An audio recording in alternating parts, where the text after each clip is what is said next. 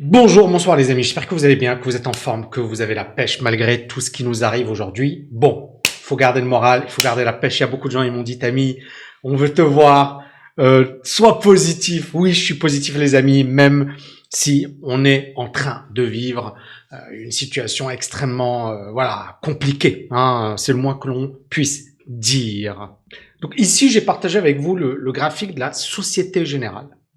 Et c'est juste du délire ce qui est en train de se passer, mais vraiment, vraiment, vraiment du délire, les amis. Regardez ici.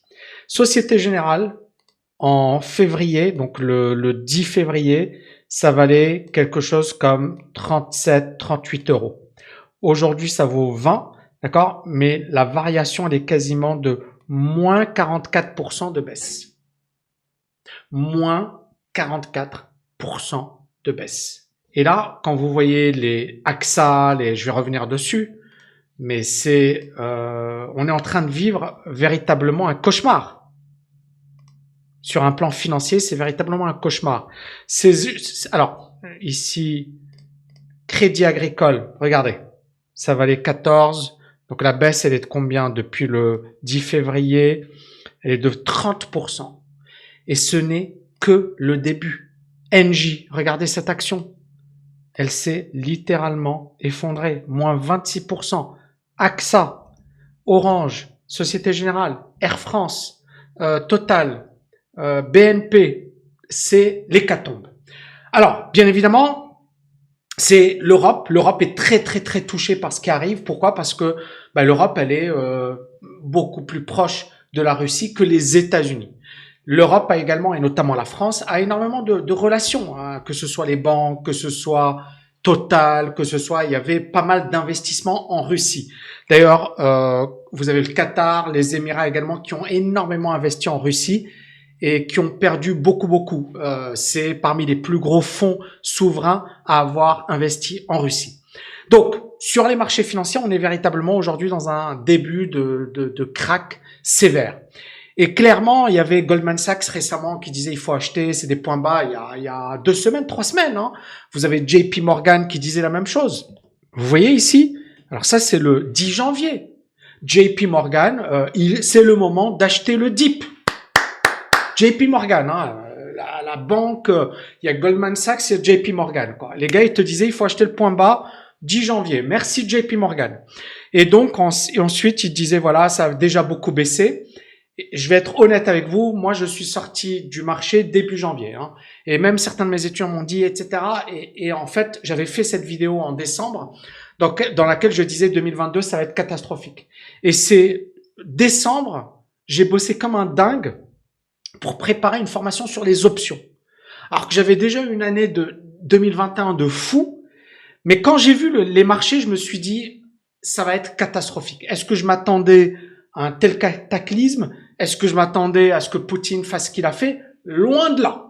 Loin de là. D'accord? Est-ce que je suis là à triompher? Je m'en fiche. Il y a des gars, ils ont écrit, oui, Tammy, d'ailleurs, je vais l'envoyer dans un email, ça va être marrant, mais il a dit, oui, Tammy, tu es devenu pro-Poutine parce que tu es en train de perdre plein d'argent. Je suis ni pro-Poutine, ni anti-Poutine. Je suis anti-connerie, ça c'est clair, et j'espère que tout le monde va reprendre le chemin de la raison. Mais ce que l'on voit aujourd'hui est de plus en plus grave, de plus en plus dramatique. Et ce qui est marrant, et c'est au-delà de la catastrophe financière, c'est d'abord et avant tout une catastrophe humanitaire. Regardez, 1,2 million de réfugiés qui ont fui l'Ukraine selon les Nations Unies. On a pas mal de gens qui vont en Russie, la Moldavie, la Roumanie, la Hongrie, la Slovaquie, en Pologne, 650 000 réfugiés. Bref, on est véritablement rentré dans une configuration, je pense même Poutine ne s'attendait pas à ça, il pensait que ça allait être une guerre éclair, ça allait durer 2 jours, qu'il allait montrer sa puissance, et on voit même que l'armée russe aujourd'hui elle est en difficulté, etc. Et finalement, plus le conflit dure, et plus c'est catastrophique parce qu'effectivement, on risque effectivement d'avoir une certaine fatigue, une certaine lassitude. mais surtout on va le payer au prix fort. Donc ici, est-ce que on va vivre un krach mondial en 2022? Est-ce que le pire est à venir? Pour ma part, hormis voilà quelque chose d'assez incroyable et qu'on voyait encore une fois JP Morgan début janvier qui expliquait qu'il fallait acheter le dip, on voit bien que c'était une énorme connerie. Je pense qu'aujourd'hui on est véritablement rentré dans une année qui va être pour le moins chaotique, mais vraiment chaotique.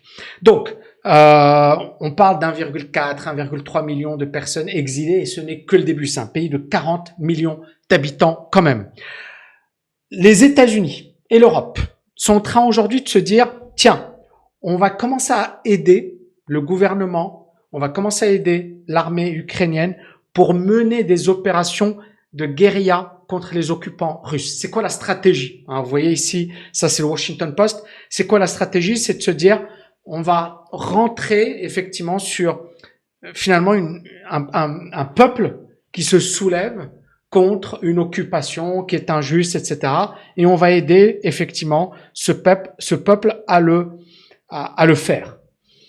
Est-ce que ça va arranger les choses? Connaissez mon point de vue. Mon point de vue, c'est que franchement, ça risque d'être juste un embrasement et ça va. En fait, ça ne va pas du tout arranger les choses. Ça ne va pas du tout arranger les choses. On a également une hausse explosive des matières premières, le pétrole, le gaz, mais aussi le blé. Et n'oubliez pas, énormément de pays en voie de développement dépendent du blé, que ce soit en Inde, que ce soit en Afrique, etc. Et là, on est à des niveaux qui rejoignent ceux de 2008, 2007. Et il faut pas oublier qu'à l'époque, là, on avait eu des émeutes de la faim. Donc, on est revenu au même niveau. Et le pire, c'est que ça pourrait être encore plus élevé. Là, on avait déjà eu des émeutes de la faim, mais on pourrait avoir un blé qui continue de monter, puisque comme je vous l'avais dit, l'Ukraine et la Russie représentent 25% des exportations de blé au monde. Vous avez donc la Russie aujourd'hui, et c'est ça le truc, c'est qui est asphyxiée économiquement, qui est tuée économiquement. L'exemple le plus marquant, c'est la Sberbank. Là, c'est à Londres. La valeur, elle valait 15 dollars le 17 février. Là, elle vaut 0,043. Ça y est, c'est bon, c'est fini. Elle n'existe plus. Et juste pour info, Sberbank, donc c'est la plus grande banque universelle de Russie. C'est la plus grande banque commerciale, si vous voulez. Et elle est dirigée par Herman Gref, qui est un ami de Poutine. Et l'humiliation a été telle que les gros milliardaires, les oligarques, ce qu'on appelle les oligarques russes, qui ont profité de l'énergie, de la période post-soviétique en Russie, eh bien, en fait, tous ces gens-là, vous voyez, Abramovich, etc., tous ces milliardaires, on leur a tapé fort dessus et les gars, voilà, ils ont tout perdu. Donc, Abramovich, il parle effectivement de vendre Chelsea. Et c'est un phénomène qui est vraiment, je pense, qui a fait très très mal à Poutine, puisque tous ces oligarques sont des proches de Poutine, ou du moins beaucoup le sont. Et en fait, on les a tapés fort, c'est-à-dire que ce soit à Londres, on a même appelé un quartier Londongrad.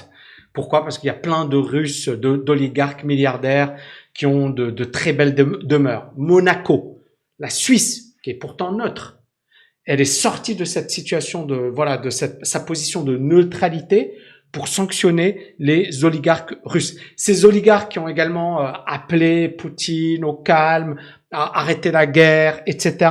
Le problème, encore une fois, c'est que c'est une énorme humiliation pour Poutine. Il passe pour quelqu'un qui a perdu la partie. Vous voyez ici, même Monaco, qui est connu pour être un havre de paix pour l'argent russe, aujourd'hui ils ont gelé les avoirs de tous les Russes et également la même chose pour la Suisse. Donc le problème il est évident pour nous. C'est quoi? C'est que et je vais y revenir juste après pour faire la comparaison entre finalement le dollar, l'euro, les autres monnaies, la puissance financière des États-Unis, de l'Europe, mais également la faiblesse aujourd'hui de l'Europe. Parce que, il faut le dire, et il faut le répéter, personne ne sortira gagnant de ce conflit. Personne. Personne. Et l'Europe est la grande perdante de ce conflit. La grande perdante. Les États-Unis, ok. La Chine, ok. Mais l'Europe est la grande perdante de ce conflit, malheureusement. Et vraiment, l'idée principale, elle est là. Regardez, Biden, je ne sais pas si vous avez entendu son discours, mais c'était très sévère, très dur. Il a traité Poutine de dictateur, qu'on va pas le lâcher, on va le tuer, quoi. On va l'asphyxier économiquement. Et encore une fois, le problème ici, il est là, c'est que les États-Unis tapent sur la Russie, c'est super, mais qui va perdre, c'est l'Europe. Et le problème ici, c'est que si Poutine n'a pas une porte de sortie, ce qui va arriver, c'est très simple, c'est que on risque effectivement de se retrouver dans un embrasement, dans une escalade qu'on ne maîtrise plus. Et c'est ça le gros danger. Et le problème, c'est pas les sanctions. Les sanctions sont là. Elles ont réalisé leur objectif, c'est-à-dire effectivement plomber la Russie, plomber les finances russes, et on va y arriver après parce qu'encore une fois, je vois beaucoup de bêtises sur Internet et c'est très important d'avoir les chiffres et de bien comprendre ce qui se passe. Mais le problème, il est là, c'est que si on ne donne pas à Poutine une issue et si effectivement on se base uniquement sur les sanctions, on a oublié l'objectif. C'est quoi l'objectif des sanctions? D'autant plus que quand on a prononcé ces sanctions, on s'est retrouvé dans une situation où, en fait, on n'a pas pensé à ce qui allait arriver après. Parce que, supposons numéro 1, voilà, les sanctions sont là, Poutine sait qu'il n'a pas le choix, et il va aller jusqu'au bout. Politique jusqu'au boutisme. Première possibilité. Deuxième possibilité, bon, les États-Unis, voilà, leur objectif, il est clair. C'est ils veulent qu'il y ait un soulèvement contre Poutine. C'est ça ce qu'ils veulent. Mais ça peut se faire comme ça peut ne pas se faire, comme ça peut se faire dans 10 ans, comme ça peut ne jamais se faire. Donc c'est un pari risqué. Mais en attendant, on se retrouve face à une situation qui est explosive. Et d'où encore une fois l'intérêt d'avoir une vraie stratégie pour sortir de ce bourbier. Et donc, ce qui est incroyable dans ce truc, c'est qu'on voit que Poutine, il avait déjà sa stratégie. Puisque depuis 2014, alors 2014, la Crimée, etc., Poutine avait déjà été rappelé à l'ordre, il y avait eu des sanctions et compagnie.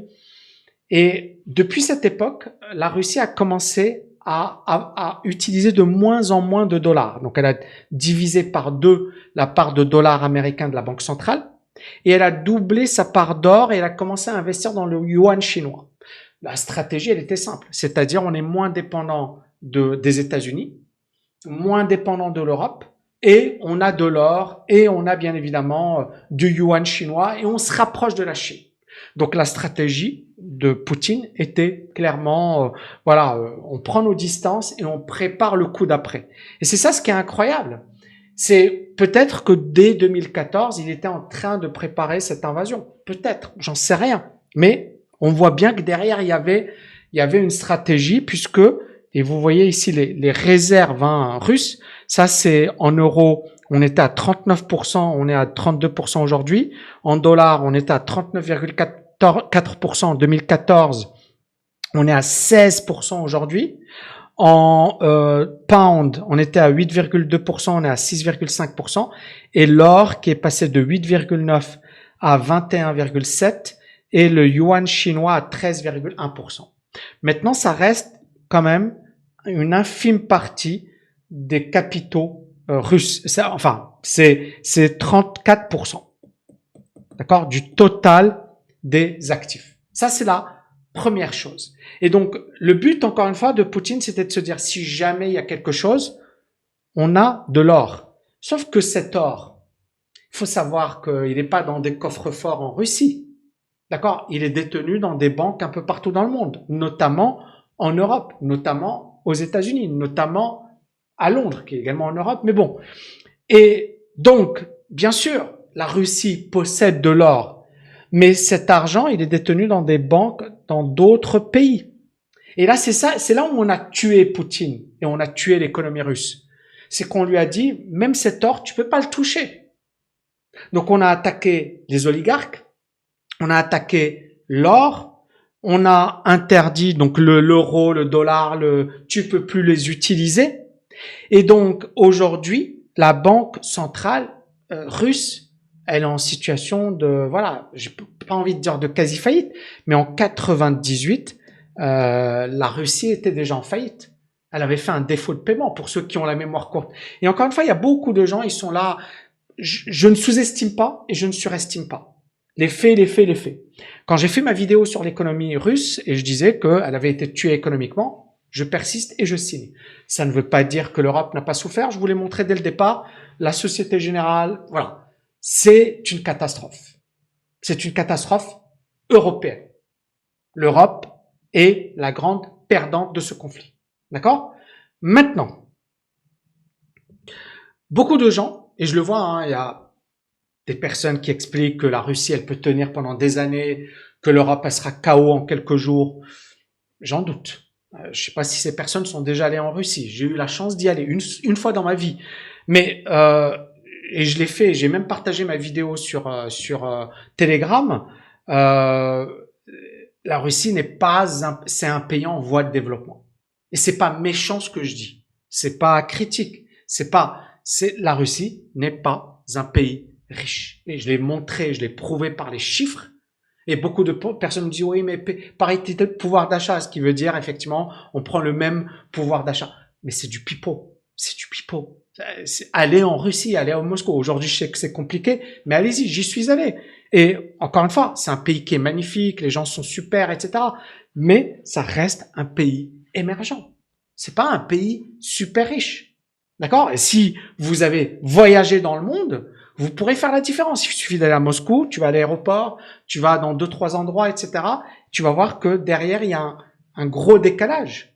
Maintenant, encore une fois, c'est pas anti-russe, c'est juste la réalité. Donc, ça veut dire quoi? Ça veut dire que aujourd'hui, la Russie, on lui a tué toutes ses réserves, toutes ses ressources. La Russie, elle est dans une configuration où elle aura beaucoup de mal à importer. Elle aura beaucoup de mal à faire du business avec l'étranger. Et donc, la Russie, elle se retrouvera dans une situation où elle deviendra isolée de la planète et de la planète économie. Vous avez vu que la Banque centrale avait augmenté les taux d'intérêt à 20%. Et on va se retrouver dans une situation d'hyperinflation très rapidement. C'est-à-dire que l'économie russe va imploser de l'intérieur. Alors, bien sûr, il y a toujours des gens qui vont dire 2 ans, 3 ans. Arrêtons de dire des bêtises. Mais honnêtement, arrêtons de dire des bêtises. Les gens, ils sont complètement à l'ouest. Complètement à l'ouest. D'accord? Maintenant, je ne dis pas que l'Europe ne va pas souffrir. L'Europe va énormément souffrir. Mais la stratégie actuelle, elle est très simple. On cherche à faire, comment dirais-je, en sorte que la Russie s'effondre de l'intérieur. Mais ce qui est très compliqué, ça va pas se faire comme ça du jour au lendemain. Donc, est-ce que la Chine, parce que c'est ça, est-ce que la Chine va soutenir la Russie ou l'abandonner? Donc, là, j'ai pris la Chine et j'ai pris les États-Unis et l'Union européenne. On voit bien qu'il y a un déclin. En 90, les États-Unis et l'Union européenne, c'était environ 50% de l'économie mondiale. Et là, on a pris en parité de pouvoir d'achat pour faire plaisir à certains. La Chine qui augmente, qui est à 20%, mais on voit que bon, les États-Unis et l'Europe sont encore plus puissants que la Chine. Ok, ça, c'est logique, ça ne nous choque pas. Maintenant, il faut pas oublier ce qui permet d'expliquer la puissance des États-Unis. C'est le dollar. Le dollar. Et c'est là où on va vraiment voir et on va conclure, est-ce que la Chine peut réellement rester l'allié de la Russie? Donc, Xi Jinping, récemment, il a dit on a une amitié sans limite avec Moscou. Je pense qu'il ne s'attendait pas à ce qu'allait faire Poutine. J'en suis même convaincu. Et je pense qu'en fait, Poutine a surpris tout le monde. Parce que s'il avait dit à Xi Jinping, l'info aurait filtré. Donc, je pense qu'il a surpris tout le monde. Donc, déjà, premièrement, est-ce que ça se fait avec un allié, un partenaire? J'en sais rien. Deuxièmement, c'est la manière dont la Russie a été coupée du reste du monde économiquement et financièrement. C'est du jamais vu dans l'histoire. On a tué un pays économiquement et financièrement.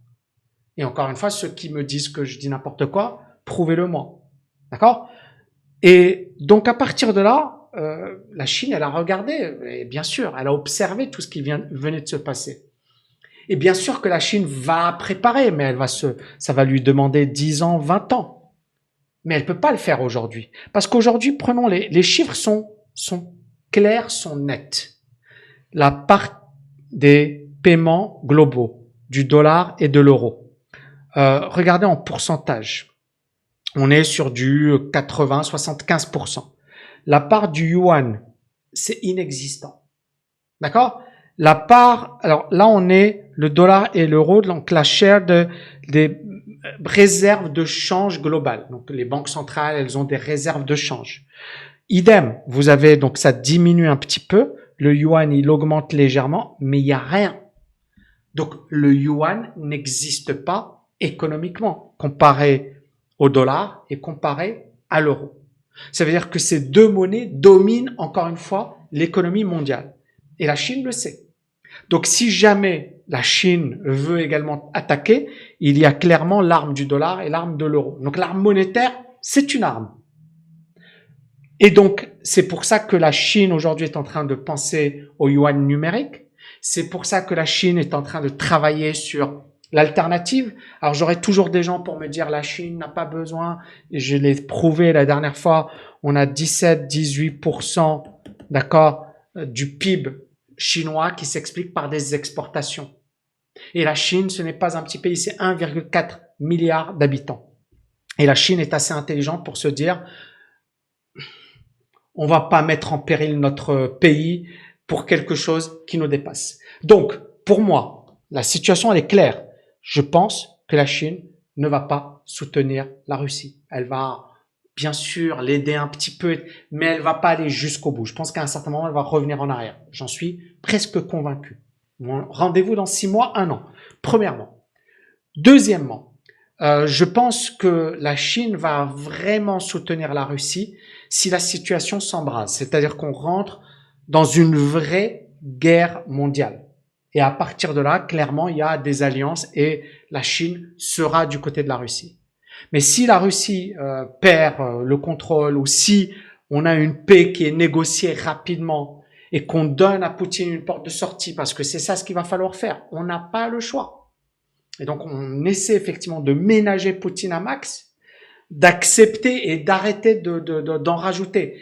Et clairement, le gros perdant de ce conflit, c'est l'Europe. C'est l'Europe. Et ici, effectivement, voilà, vous avez, je vais revenir dessus, mais vous avez la dépendance, d'accord, de l'Europe au gaz de Moscou. Donc ici, donc là, c'est en bleu, vous avez effectivement le gaz russe. Donc en 2001, on était on était à 120 BCM. Et là, en 2021, on est à 158 et ça représente quasiment 32%. D'accord? Donc, il y a quand même une énorme dépendance à l'égard du gaz russe. Et ici, vous voyez, la Russie, le gaz, et notamment par le biais de Gazprom, fournit à l'Europe 40%, 60% pour l'Allemagne et on parle de 70% pour la Pologne. Donc, on est réellement dans une situation de forte dépendance. Regardez l'Europe, début des années 70, donc, et puis de plus en plus, l'Europe a commencé à dépendre du gaz étranger. Et là, on voit effectivement que, alors bien sûr qu'il y a cette logique, cette stratégie qui consiste à utiliser des énergies alternatives, solaires, l'éolien, etc. Ok, centrales nucléaires. Mais on voit bien que l'Europe a sous-estimé le risque. C'est-à-dire que l'Europe dépendait trop fortement de la Russie pour tout ce qui est énergie. Et aujourd'hui, l'Europe se réveille un peu chaos et vous avez vu un petit peu les actions européennes qui sont effondrées, etc. Et la raison, elle est vraiment évidente. C'est que l'Europe dépend énormément du gaz russe. Donc, la conclusion de tout ça, c'est que il va falloir trouver une issue très rapidement. Que les États-Unis, moi, me font peur, c'est-à-dire à force de frapper sur la Russie, etc. C'est sympa, mais ça n'arrange pas les choses pour l'Europe.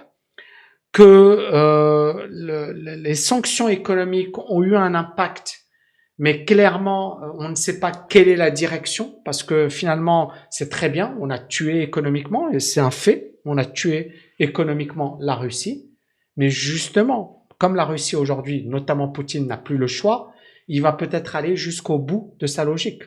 Et il va se dire, je n'ai pas le choix.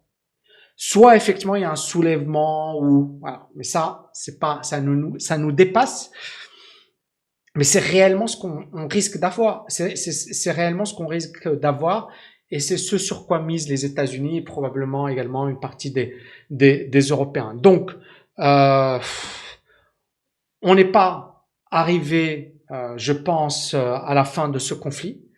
Malheureusement, voilà, ça risque effectivement de s'envenimer, ça risque effectivement de s'accentuer. Je ne parle pas de la catastrophe humanitaire, du million, là on parle 1,2 million, mais ça peut être plusieurs millions de réfugiés ukrainiens. Vous imaginez ce que ça représente, d'accord, comme chiffre, infrastructure, etc. L'inflation, le risque d'inflation qui est aujourd'hui, qui est extrêmement important avec la hausse des prix du pétrole, la hausse des prix du blé, du gaz, d'accord. Puis bien évidemment, tout ce qui est vol, tout ce qui est... En fait, l'économie aujourd'hui, elle va être... On avait eu le Covid, ça va créer le chaos, et là, c'est pire. Et le truc ici, c'est est-ce qu'on a appris voilà, de ce qui s'était passé? Est-ce qu'on a tiré des leçons? Est-ce qu'on a... Et le problème, j'ai l'impression que non. Et donc, vraiment, pour moi, je suis encore en mode prudence sur les marchés financiers, hein, si vous voulez mon avis. Clairement, on a des actifs, je reviens dessus, comme l'or. Regardez l'or et regardez les volumes de l'or. L'or qui explose à la hausse. Alors, vous avez les cryptos qui font pas grand-chose, hein, qui sont toujours en mode correction. C'était mon avis, hein, je vous l'avais dit. Et c'est vrai que je vous avais dit, tant qu'on est sous ces moyennes mobiles, il n'y a rien à faire, il faut pas toucher. Maintenant, c'est clair que ça a bien tenu parce que les Ukrainiens, même les Russes, ont commencé à investir. Mais vous voyez que ça n'a pas tenu très très longtemps, hein, c'est reparti à la baisse. Vous avez bien évidemment les matières premières agricoles qui flambent, mais bon, ça je dirais, regarde, c'est juste du délire. Et vous avez les obligations qui commencent à remonter un petit peu et qui vont probablement devenir, c'est-à-dire beaucoup de gens ont dit, et moi le premier, hein, Ray Dalio et compagnie, que les obligations sont dangereuses, et je suis d'accord. Pourquoi? Parce qu'on est dans une situation d'inflation forte, un risque de hausse des taux d'intérêt, mais le problème, c'est qu'à un certain moment, les gens vont se dire, c'est quoi le risque le plus important? La hausse des taux d'intérêt, l'inflation ou le krach mondial des actifs financiers. Et si les actifs financiers s'effondrent, clairement, les obligations vont devenir un actif intéressant. Et c'est pour ça que l'or aujourd'hui est en train de flamber, alors que pendant plusieurs mois, il n'a rien fait, l'or. Il n'a rien fait. Depuis 2020, il n'avait rien fait, même plusieurs années. Et là, comme par hasard, il monte. Donc ça, c'est un très mauvais signal. Et ça veut dire que on est réellement en mode, voilà, protection. Donc moi, personnellement, pour le moment, et je vais revenir ici sur les indices, etc. Donc CAC 40, qu'est-ce que vous voulez que je vous dise? Qu'est-ce que vous voulez que je vous dise? Alors, il n'y a rien à dire. C'est catastrophique. Là, on a une divergence de fou. Et là, vous avez la cassure de cette zone de neutralité. C'est un graphique weekly, les amis, hein. La dernière fois qu'on avait eu ça, c'était en mars 2021. Vous voyez, on avait eu effectivement cette forte baisse. Là, on est en train de reprendre. Mais, et encore une fois, ça dépendra du contexte. S'il y a une paix négociée rapidement, il y aura peut-être. Mais si ce n'est pas le cas, et si l'économie, elle s'embrase, et si l'inflation, elle est hors de contrôle, si on a un ralentissement de la croissance économique, etc., tant qu'on est sous cette moyenne mobile, moi, je suis vendeur.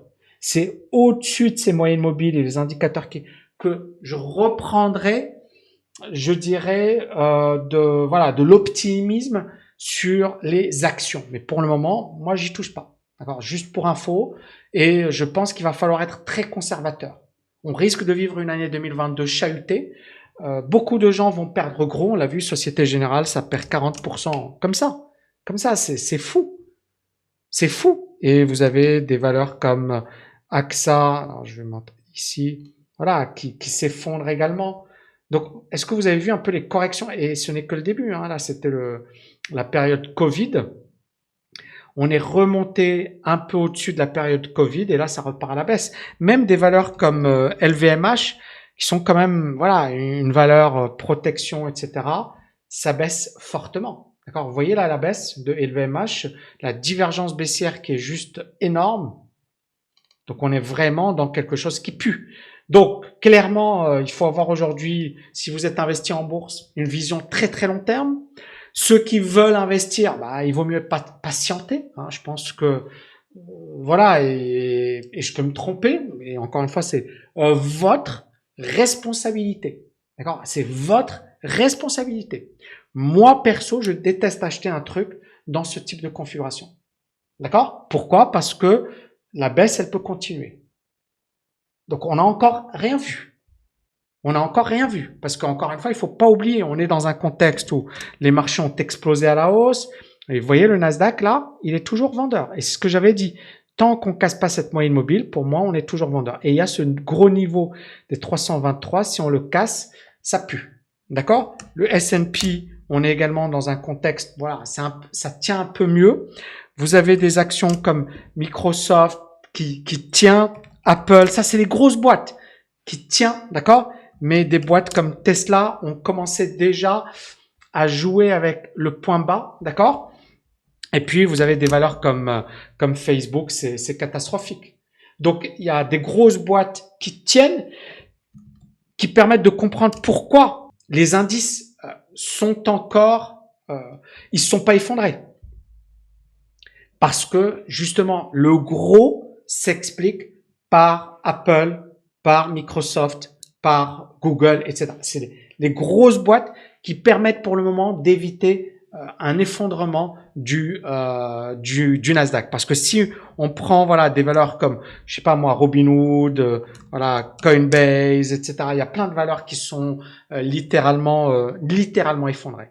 Voilà les amis, j'espère que on sortira de ce bourbier rapidement. Je vous souhaite une magnifique journée. Prenez soin de vous et voilà, dites-moi ce que vous en pensez et à bientôt. Ciao, ciao, ciao.